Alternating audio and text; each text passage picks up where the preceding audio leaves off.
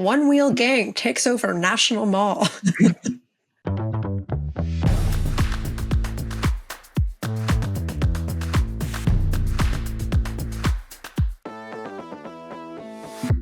Hello, team, and welcome to Bureaucracy. I'm your host, Emily Gross. I'm very excited today because I have Todd Helmus with me, who's a senior behavioral scientist and researcher at Rand Corporation. And we're going to be talking about veterans and extremists' behaviors and beliefs. So, Todd, thank you so much for being here today. Thanks, Emily. Thanks for having me.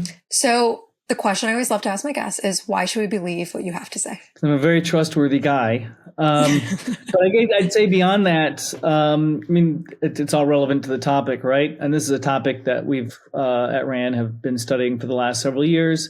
I've been looking at violent extremism issues for about 18 years, starting with Al Qaeda, and then the Taliban, and then ISIS, and then on to domestic extremism issues, which have been most prominent in the last few years, and I guess now we're back to ISIS again.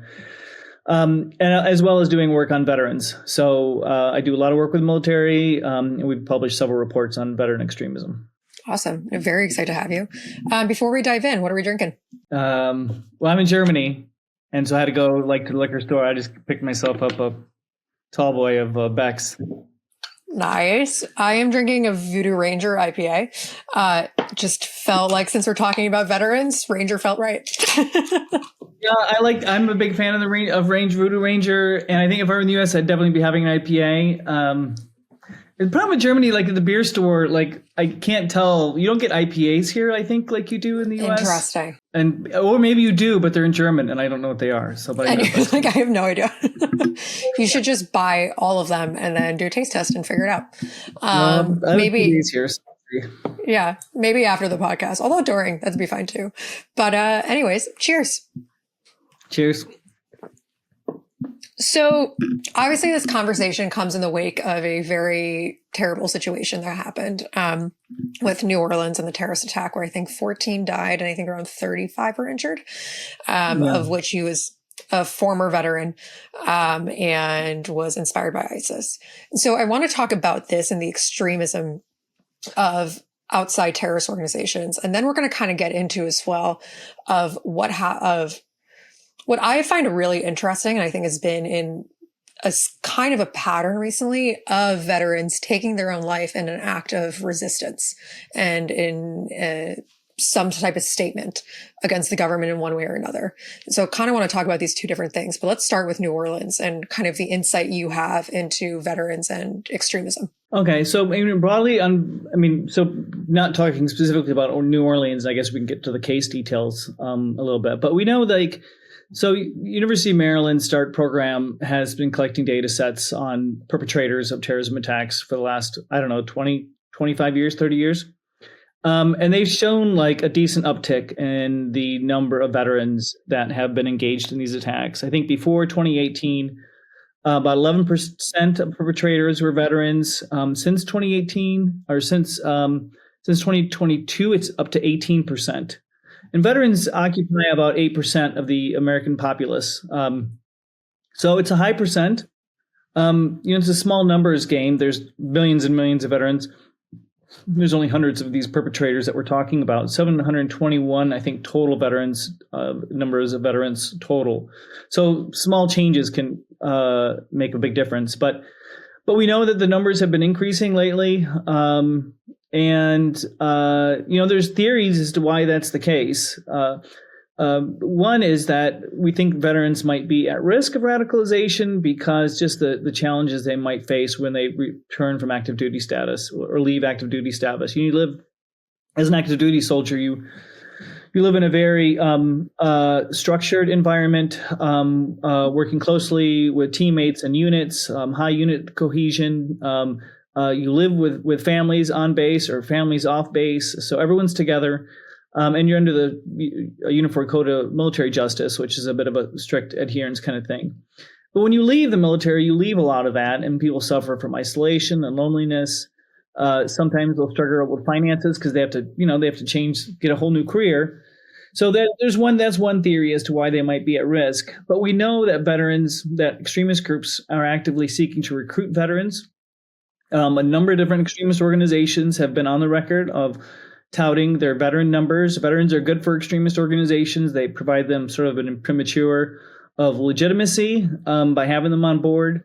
They also provide skill sets. They have at least some veterans, some more than others, of course, have skills in bomb making, weapon making, shooting, tactics, techniques, procedures, leadership skills, and extremist organizations want all those things.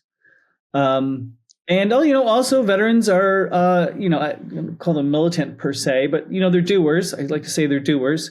They've had a martial ambition that they've manifested by joining the U.S. military.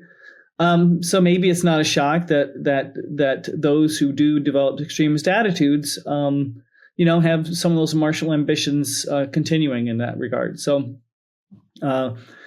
there's a few reasons why we think that might be the case. Interesting. And what way does social media play into this? I don't know what level social media plays into the veteran issue. I mean, it certainly plays into the radicalization issue. Back in, we just do a little bit of the history of this, ISIS, back in 2012, 2014, 15, 16, they were one of the first terrorist organizations to really capitalize on social media. Before that, you had Al-Qaeda and their long Zawahiri speeches on YouTube, which were quite boring, and you'd have to be quite invested to listen to those.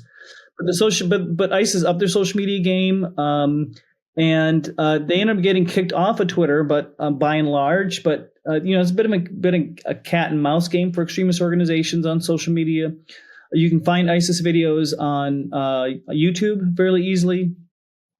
ISIS has worked to radicalize, disseminate propaganda on Facebook, on Twitter, on Telegram. And so they reach their audiences that way to try and inculcate their message. Interesting. I guess my question would be, it's fundamentally, whether I personally believe this or not, committing an act of violence on behalf of a extremist organization is fundamentally in disagreement with the American with American military, joining, right? What part of this do you think comes down to guilt and anger with the American military industrial complex and the actions taken by the American military? That's an interesting question. I mean, so it depends what type of variety of extremism we're talking about. So if we're talking about Islamic extremism, that's the case from New Orleans. I mean, back in the day, the big argument that a lot of adherents and attackers from the West made was anger at U.S. military ambitions in Afghanistan and Iraq. In 2009, Nidal Hassan attacked and killed, I think, 9 Americans at Fort Hood. And I think his rationale was American involvement in foreign wars. I mean, America has substantially reduced involvement in foreign wars. So that argument is a little bit less now than I think it was before, particularly now that we're out of Afghanistan. We're pretty much out of Iraq, save for a few troops, but it's not really a visible presence. One thing I will say that's interesting about the case from New Orleans is that there's a lot we don't know about his case. We know that he was a convert and an individual who's struggled with a lot of life issues, which sort of fits with what you see in the sort of stereotypical notion of veterans struggling after they leave. But then he also became highly religious in the year, I think, before he did his attack. And it's really unclear to what degree he was involved in ISIS. I mean, he had the ISIS flag. How he accessed that propaganda remains unclear. He seems like an individual, from I've seen media reports, who was just completely struggling with his life and probably trying to figure out a way maybe to make up for whatever past faults he had by becoming religiously extreme and then conducting this attack. But the nexus between him and ISIS, I think, still remains to be seen beyond his profession of it, but what content he devoured, what propaganda he was exposed to, whether or not he was contacted by a recruiter. I haven't seen any reporting on that yet. Interesting. How, over the past, maybe let's say 10, 15, 20 years, or let's talk about from when we were in Iraq and Afghanistan, how has extremism and veterans changed besides there being an increase? What kind of, is there just different mentalities? Is there different action? Is there different recruiting? What's been the difference? What's been the transition that you've seen? Well, so when there's most veteran engagement with extremist organizations is with anti-government and white supremacist organizations. I think there's only a small number of cases of these individuals going into Islamic extremism. So we've generally seen an uptick in those organizations, anti-government. This is like sort of basically a right-wing kind of extremism that we're sort of in a state right now. Whether or not that attracts veterans more or less, I can't say. I mean, it would make sense that sort of a far-right form of extremism might be more attractive to American veterans than, say, Islamic extremism. But I do know, but I do think probably one of the biggest variables is just active recruitment that these organizations are doing. We talked to somebody who wrote an op-ed a couple of years ago, someone from the National Socialist Front. Anyway, they made a very big point of recruiting these veterans and bringing them into their organization. And I think that plays a big role in it. Very interesting. I would love to kind of transition over into the singular acts of self-harm of veterans, unless you have anything else you'd like to talk about and acts that harm others. Yeah. So there was obviously this veteran who took his own life in a Tesla in front of a Trump building in Las Vegas. Yeah. But a lot of his writings were very pro-Trump. A lot of the notes of which, like the police have found, was very pro-Trump and critical of Democrats and the government, right? I find that one is just, the case is really fascinating to me because, you know, to write those things and to believe those things, yet blow yourself up in a Tesla in front of Trump Tower feels very contradictory to those beliefs. Yeah. Right? I mean, it's feels, and I can see I think he had his own internal logic with that, but I think at first blush, it was hard to understand why that would be the case. Right. You know, and then there was also a couple months ago, there was Aaron Bushnell, who was the 25-year-old who I think was in the Navy, who self-immolated himself in front of the Israel embassy. Yeah. I mean, I just would love your insight onto veterans taking these like very drastic actions of self-harm in protest of the government. What do you know about this? Why is this such I don't want to say a common occurrence, but an occurrence, you know? Yeah, well, I will say that Matthew Livelsberger's case is complicated. He really suffered from a witch's brew of problems. He had post-traumatic stress disorder. He seemed to be depressed. He seemed to have delusional paranoid ideations, worrying that he was being followed. And he had head trauma issues, and a lot of symptoms of closed head injuries. So, and I would also add moral injury onto that. He was I think he was very concerned about his role or participation or proximity, I'm not exactly sure, to I think what the authorities are suggesting might be a bombing in Afghanistan in 2019 that killed 30 civilians. So he had a lot of issues going on with him. It seemed like all of those issues played a role in this attack. I'm not even sure if you call it an attack. I don't get the sense that he intended to hurt anybody in this attack, though he did. I don't get the sense that he intended to damage the Trump building. And I think, but still he had this sort of idea, like, he still had a political ideology, that played a role in this. So it's a really mixed thing. I'm not even sure to what degree this would ultimately get classified as a terrorist attack or not, or just a suicide. It's not clear to me. So anyway, he had a lot of issues going on. I think he was my take is ultimately he was trying to get attention to whatever issues he was struggling with. And I think I sense the politics were on the side piece of it. I think the Navy soldier, the seaman who self-immolated, I certainly can see where that happened as well. And again, I'm not sure how much that had to do with being in the military.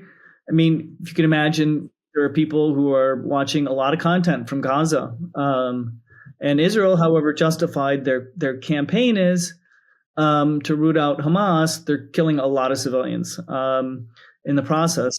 And people are, a lot of people are getting upset at seeing the images of these civilians getting killed. They're upset at the notion that the U.S. government's playing a role in this, providing these weapons, and all of this. And I think one thing is that servicemen, like they bear responsibility for U.S. foreign policy in ways that you and I would never do. I mean, we vote. I write policy papers, I guess. So I have a political podcast. Right. But then there are some people that carry the uniform of their country and represent their country, and they don't really have a say in whether or not what they're doing is right or wrong. They just have to do it. And maybe that put, for at least these two individuals, added a large degree of guilt to the equation. It's somewhat frustrating to me. And this is not me saying that these individuals do not have like severe mental health issues, right? But I do feel like sometimes the media just writes off these actions as them being mentally unwell, mentally ill, right? And if you do want to commit self-harm, like obviously that is a reason for concern. And that does mean your brain waves are not necessarily functioning the way that they should be, right? But I feel like to just kind of dismiss it as that does not necessarily address the actual, I don't want to say logical reasoning because I don't necessarily think it's logical, but the reasoning and intent behind these actions of bringing awareness to certain issues. Would you say that's like a fair opinion? And, it's hard. I think there's a lot of generational different opinions within this, right? But I do. Arab Spring was started by some little business owner who got tired of it and self-immolated, and that started off this whole wave of protests. And I don't think anyone's thinking he's mentally ill, because everyone could see the injustice of what he was facing. And when you're powerless, right? And that was his only way to get a message out. I do think that suicides like that aren't necessarily caused by what we think of as mental health problems per se, although they could be accentuated by the mental health problems. I don't know what happened in the Navy. I don't know the background of the naval person who self-immolated. I don't know whether or not he had any mental health issues, but I saw that too. I seeing a lot of conversations with people suggesting he had mental health issues and et cetera, without any evidence, only because he self-immolated, when, in theory, his viewpoints were quite legitimate. And he felt that was the only way to get his message across. And to be honest, you would have never heard of the guy if he didn't do that.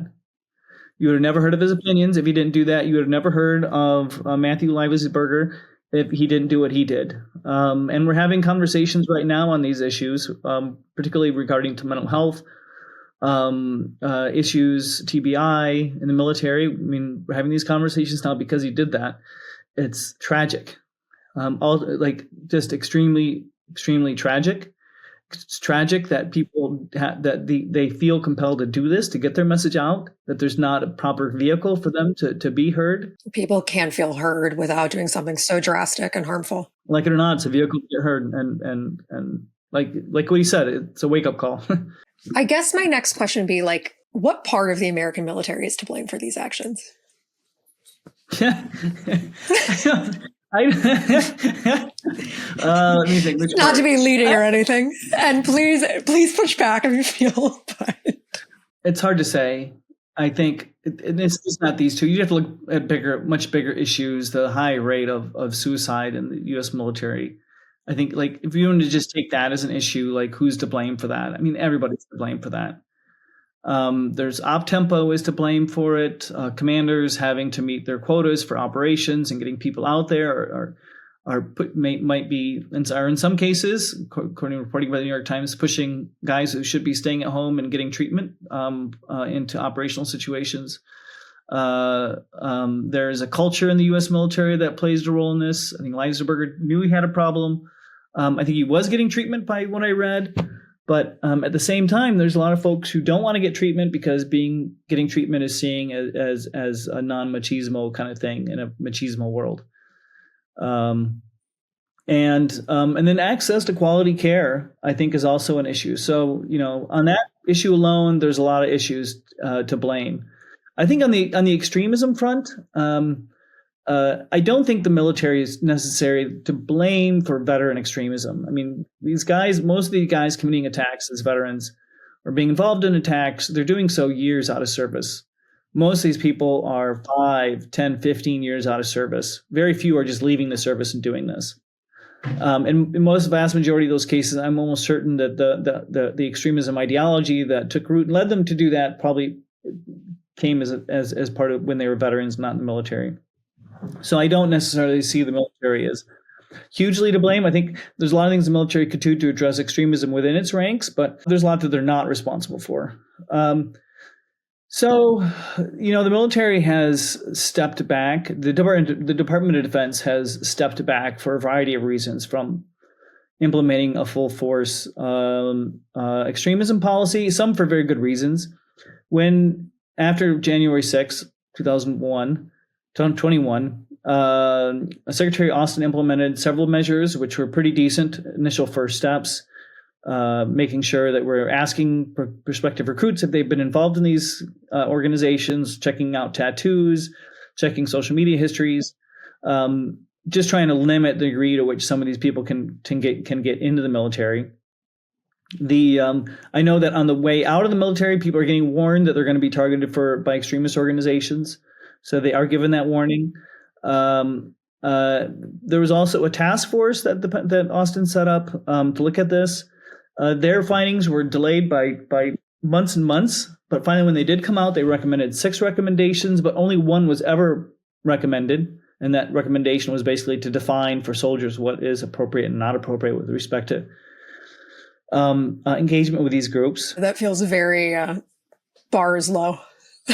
Yeah. So 5 of the recommendations and the other 5 were okay, but they weren't implemented. And then you have members of Congress, I think the Armed Services Committee issued an informal statement saying that the Department of Defense should stop doing this witch hunt for conservative members of the military and is having this biased take on right-wing extremism. And so they basically said no more funding, no more focusing, no more of these policies. It's too much of a focus on this topic. And so you can see, and the military does not want to be involved in these sort of partisan debates. They do. They're having a tough time as it is recruiting new members, and they don't want to see the military embroiled in that. So I think all those factors are at play for limiting the U.S. military engagement on this. And you can go overboard on these things. I mean, the history, I think, of counterterrorism is going overboard. After 9/11, there was a huge focus on Muslims to such a degree that the Muslims community sort of reacted to it and didn't want to be subject to these things, felt that their engagement by the government was unfair. And it may have had an impact on the degree to which they were willing to dime out folks who aren't necessarily ready to commit an attack, but should be monitored. But then why tell the government who these people are when they're just going to unfairly react toward them? So I think there's value in not overreacting, and you certainly don't want to have an ideological take on this. But in terms of what I think they should be doing, one, I think I'd want to make sure that the individual units are well aware of what their requirements are for monitoring soldiers and other servicemen, for reporting on those soldiers and other servicemen. I think there's value in sometimes when they do find people that are engaged in these activities, their first reaction is kick them out of the military. I don't think that's the best first reaction. I think the best first reaction is providing counseling and other engagement, other services that can help them turn on a new leaf, possibly on these issues. And I also think that in addition to warning people that they're might face recruitment when they get out of the service, I think they need to provide them some tools, some way of responding to those types of entreaties if they get them. Interesting. What is the line that generally pushes people from having just very extremist beliefs to committing some type of action? What's generally what pushes that person? I'm not sure that there's a this or that answer to this particular question. radicalization is a process, and it's one of sort of a deepening cycle. So there might be various types of initiatives in a person's life, factors happening in a person's life that drive them to want to participate in some of these organizations. And these organizations provide social support, they provide care, they provide connection. Even if it's just an online connection, it's still a connection you're making to people in a world where you might not have those connections. And then combining that with grievances that get people riled up and upset. And then over time, I think some people, these grievances just cycle further and further. Then oftentimes, I think, as you see in the case of the New Orleans attacker, I mean, those things were happening, I'm sure. And then on top of that, his life sucked. He was living by himself. He was ostracized from his own religious community. He was not engaged with anybody. He was lonely. He had failed marriages. I think all those things create a recipe that can sort of cycle that radicalization maybe a little bit faster. I always hark on social media algorithms. I think they are. I think social media can be a wonderful tool. I think social media algorithms as they are is just pulling the strings of every single person. Absolutely. Yeah, I mean, there has been a rise in extremism, right? And extremist beliefs.